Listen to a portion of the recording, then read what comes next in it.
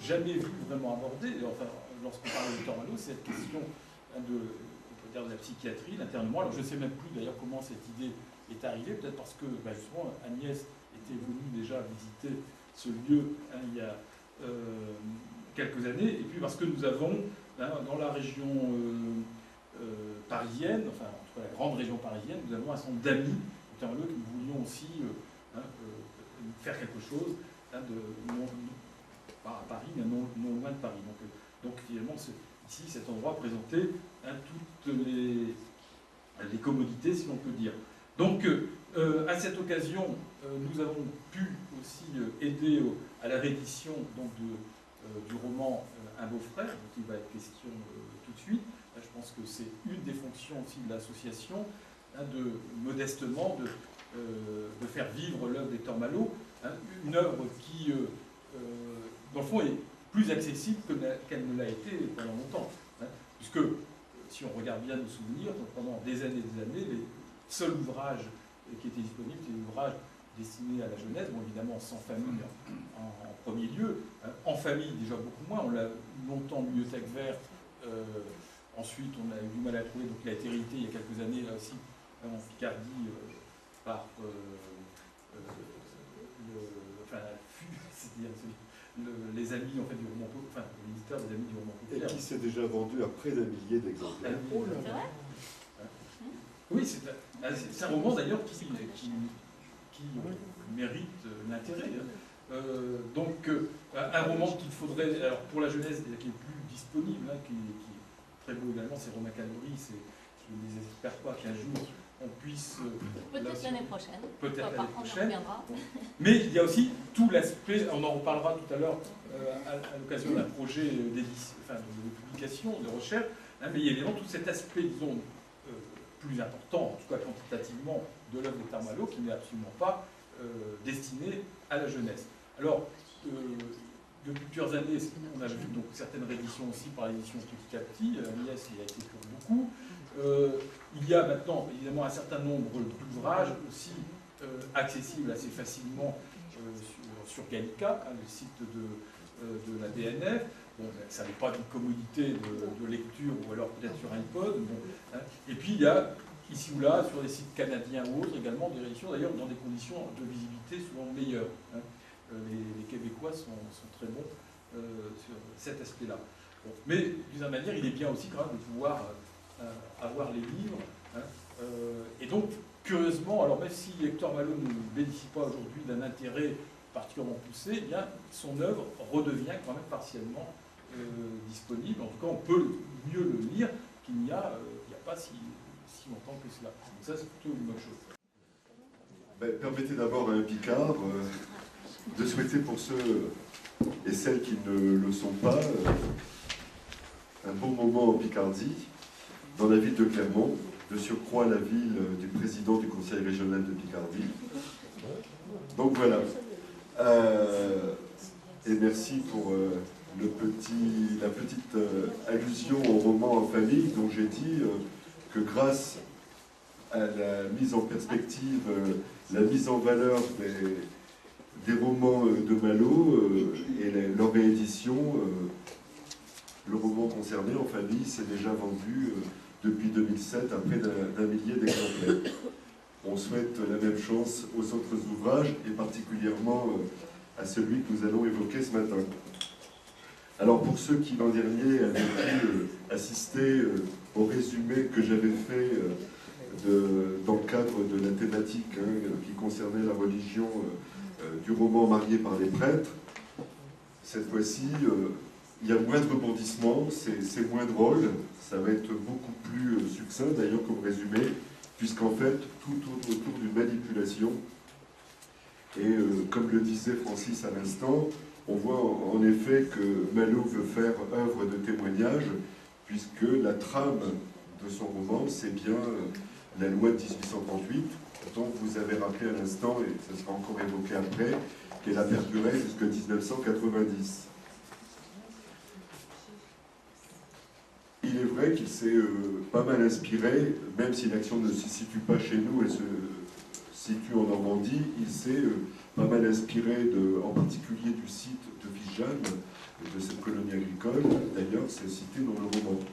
Il fait le parallèle entre la ferme du Luat, qui est probablement un lieu inventé, avec néanmoins, et là de manière très identifiée, le site de Clermont. Alors je disais à l'instant, c'est vraiment l'histoire d'une manipulation. Je vous invite vraiment à lire ce roman. C'est, je dirais, presque terrifiant. C'est-à-dire qu'on voit vraiment qu'à un moment donné, la pression psychologique sur un individu peut être tellement forte, je ne vais pas déjà vous raconter la fin, mais qu'on peut aboutir à une catastrophe humaine.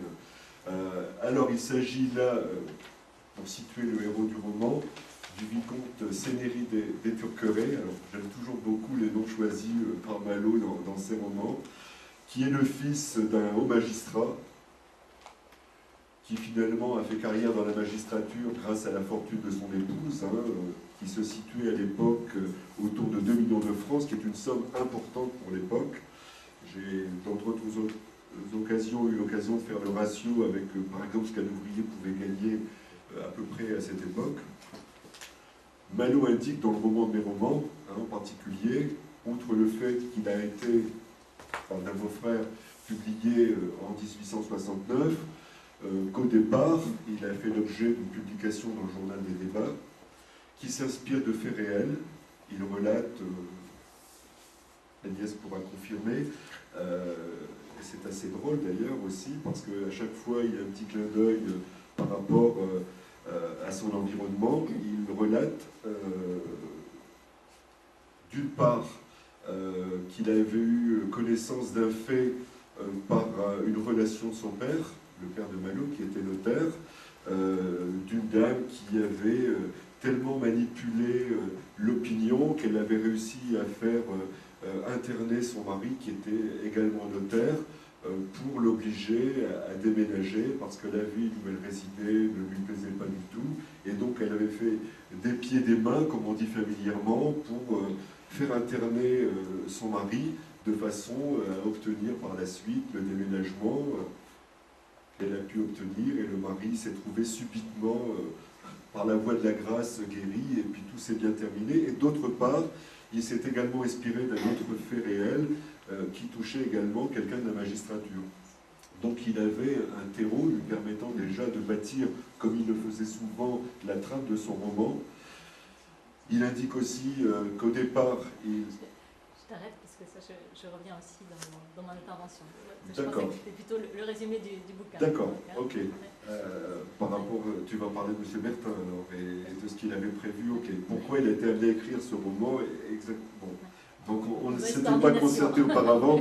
Donc en fait, alors pour revenir au beau-frère, dont on verra le lien par Agnès de la date de la publication qui n'est pas innocente, c'est ça que tu vas évoquer, j'imagine, alors que lui voulait faire publier Un mariage le Second Empire. Donc le beau-frère, le héros, est le vicomte Cénéry des Turquerets, et le fameux beau-frère est le baron Friardel. Alors il s'avère que tout part d'un problème d'argent, d'un problème d'héritage.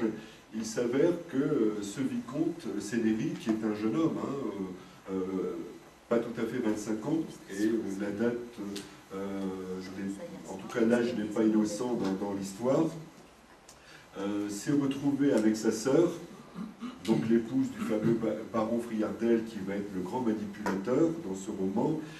Ils se sont retrouvés légataires après le décès d'un oncle, et le baron Friardel doit la somme de 300 000 francs plus intérêts au jeune Généry des Turquerets. Et la perspective d'avoir à lui donner cet argent au moment de son mariage, parce que c'était la condition sine qua non, en étant légataire, l'oncle avait prévu que la moitié de cet héritage irait au jeune Cénéry au moment de son mariage, et d'où l'importance de la situation familiale et de l'âge, on va y revenir. Et c'est pour ça que le baron va faire en sorte, par tous les moyens possibles, que le jeune Cénéry ne puisse pas hériter. Donc, il va essayer de mobiliser à la fois tous ces relais politiques, aussi bien le préfet. Vous avez tout à l'heure signalé qu'à partir de 1838, en effet, le préfet pouvait décréter à partir d'un avis médical et d'un conseil de famille l'internement d'une personne. Donc le baron Friardel est véritablement dans le roman, j'espère, je suis là pour ça d'ailleurs ce matin, hein, pour vous convaincre de le lire, apparemment est très influent, très puissant. Il va mobiliser tous ses relais politiques pour faire en sorte d'interner son beau-frère, qui est, alors la personnalité de celui-ci s'y prête peut-être un petit peu, c'est là où on voit cet engrenage dont je disais tout à l'heure qu'il était terrifiant. Le jeune Cédéry a une personnalité assez indépendante, assez fantasque même, très impulsif, on pourrait presque dire sanguin, et son comportement d'ailleurs va se prêter à ce genre de confusion, à cette aliénation dont on dit pour l'époque que c'est une interdiction. Il s'avère qu'il a déjà, là c'est peut-être aussi des clins d'œil que Malot a voulu faire à sa propre situation, il a déjà refusé lui-même d'entrer dans la magistrature comme son père, le comte d'Éturquerets, aurait souhaité. Donc déjà, il a choisi l'autre voie. Il avait hérité de sa mère une somme de 2 millions qu'il a dilapidé assez rapidement en menant grand train de vie avec des amis qui vont jouer des rôles assez importants dans le roman, vous verrez, Dipréau et Héloïse. Donc, il a eu plusieurs maîtresses sur Paris. Bref, à un moment donné, il va devenir un petit peu plus raisonnable en ce qui concerne ses relations, puisqu'il va faire la connaissance, voilà, merci, je n'avais pas vu, de la jeune Cyprienne Jaubert. Il fait sa connaissance dans le train. Alors là, ça tombe bien pour demain, dans le train qui va de Chantilly à Senlis. Pourquoi? Parce qu'il entraîne des chevaux, il est lui-même propriétaire de chevaux, je parle toujours du jeune Cédéry, le héros du roman, il entraîne des chevaux à Chantilly, exactement à proximité, le lieu je crois existe réellement, ça s'appelle Saint-Léonard, c'est entre, voilà, ça existe réellement, entre Chantilly et Senlis, et il s'avère qu'en prenant le train, il a eu un coup de foudre pour une jeune professeure de musique, hein, de conditions tout à fait modestes, qui réside dans une pension à Senlis tenue par les sœurs Picot. Alors ça a été le coup de foudre, mais il n'a pas pu obtenir le consentement de son père. Il n'a pas non plus les 25 ans requis pour pouvoir se dispenser de ce consentement afin de se marier. Alors non seulement il a d'une certaine manière désobéi au père, le comte ayant un rôle très important dans la magistrature, je crois qu'il est premier président d'une cour, mais d'autre part, il s'est lié avec une jeune femme de conditions modestes, aux grandes dames de son père. Et donc, il a déjà réuni tous les éléments de contrariété dans la famille. Par ailleurs, ces jeunes gens vont avoir un petit garçon, dénommé Henriot, ce qui complique encore plus la situation. Et là, à partir de là, le baron Friardel, qui ne voulait absolument pas voir le mariage aboutir, qui voit aussi bientôt l'échéance de l'anniversaire des 25 ans arriver, se dit qu'il faut vraiment accélérer, hein, il faut faire quelque chose, parce qu'il sent bien que s'il se marie à l'âge requis lui permettant de se dispenser de ce consentement, il va devoir à ce moment-là toucher la moitié de l'héritage tel que c'était prévu dans les dispositions par l'oncle. Alors, c'est là, je vous disais tout à l'heure, cette manipulation qui va faire en sorte qu'on va se servir d'un tas d'événements qui sont entre autres liés à sa personnalité, dont je disais à l'instant qu'il était quand même assez sanguin, assez fantasque, mais on comprend aussi à la lecture du roman qu'il y a eu aussi des opérations qui ont été montées pour le faire reconnaître comme quelqu'un ayant perdu ses capacités intellectuelles et de discernement. Il va rouer de coups un monsieur Tournebus qui veut découper des arbres dans sa propriété, et on s'aperçoit justement que c'est à la demande du baron Friardel, donc le beau-frère.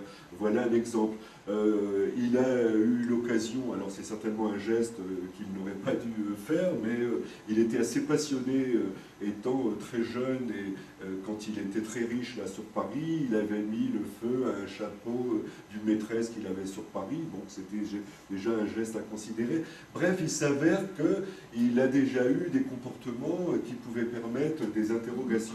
Il est assez impulsif. Et Friardel va se servir de tout ça pour montrer qu'à un moment donné, il n'a plus toutes ses capacités. Et il faut faire très vite parce qu'il ne faut absolument pas que le mariage ait lieu, il ne faut pas non plus que l'enfant soit reconnu. Un des amis du jeune Cédéry va quand même l'inviter à faire au moins des démarches pour la reconnaissance de l'enfant. S'ils ne peuvent pas se marier sans le consentement du père, il faut au moins que l'enfant soit reconnu pour ménager l'avenir. Donc ça, il va le faire. Alors, je disais tout à l'heure, ce fameux baron va se servir de ses relais politiques, de l'aura qu'il peut avoir sur le territoire où l'action se situe. Alors, je vous disais tout à l'heure, l'action se situe en Normandie, dans une ville qui s'appelle Condé-le-Châtel, qui est forcément, comme souvent, un lieu inventé par Malo, mais qui pourrait vraisemblablement peut-être être Condé-sur-Huisne, qui se trouve dans l'Orne, puisqu'on indique que cette ville se situe à l'ouest de la France, entre Normandie et Bretagne. Donc il y a une ville qui se prête bien à ça, qui s'appelle Condé-sur-Huisne. Et là, le maire, qui est de surcroît médecin, va également favoriser l'internement, puisqu'il va signer un certificat médical montrant qu'en fait, le jeune Cédéry n'a plus toutes ses capacités. Il y aura un conseil de famille, mais largement acquis à ce que le beau-frère peut indiquer. Alors là, on voit que son caractère un peu sanguin va forcément, et ses maladresses vont forcément en rajouter dans la situation.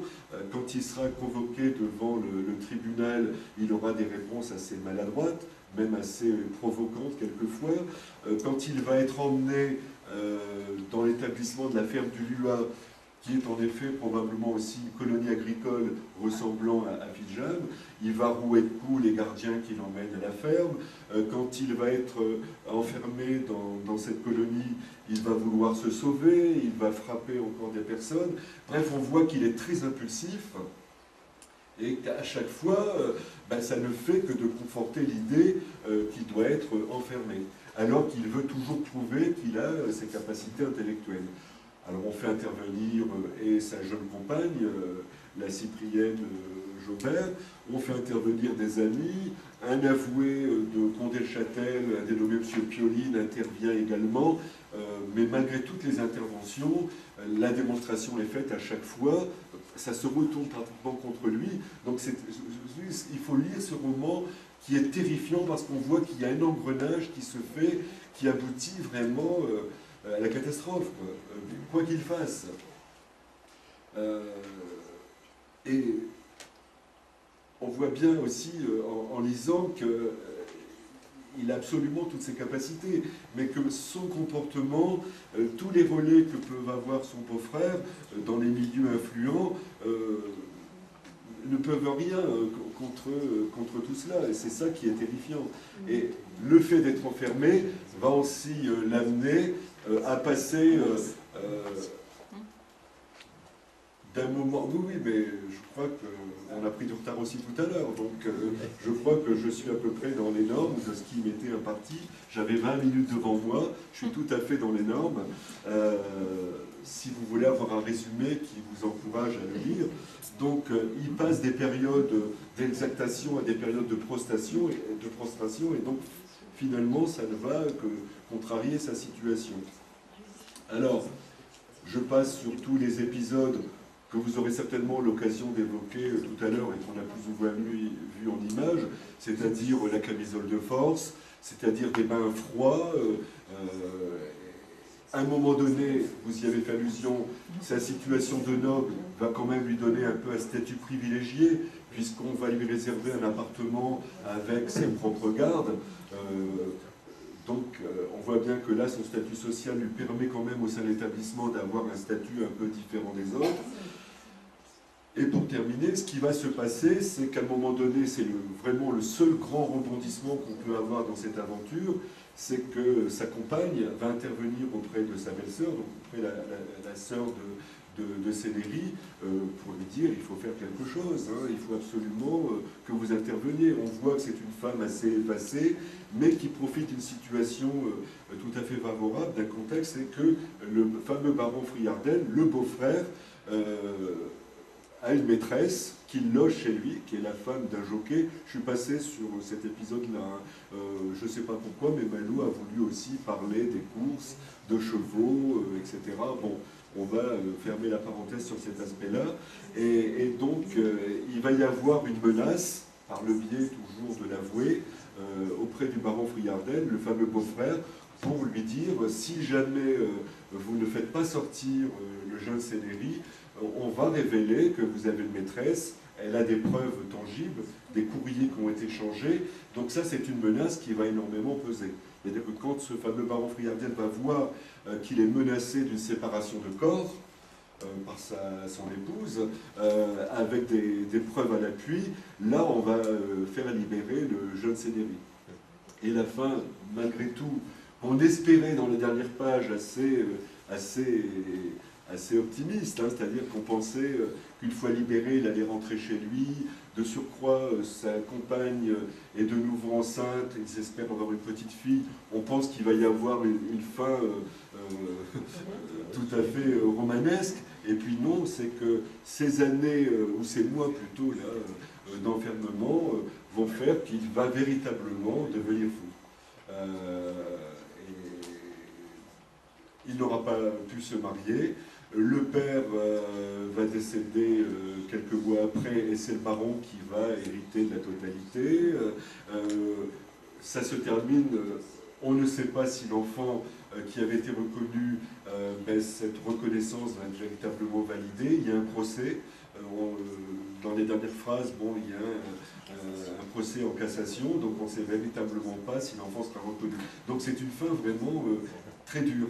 C'est qu'il a véritablement fini fou, et puis la pauvre Cyprienne, elle se retrouve démunie, sans argent, avec 2 enfants.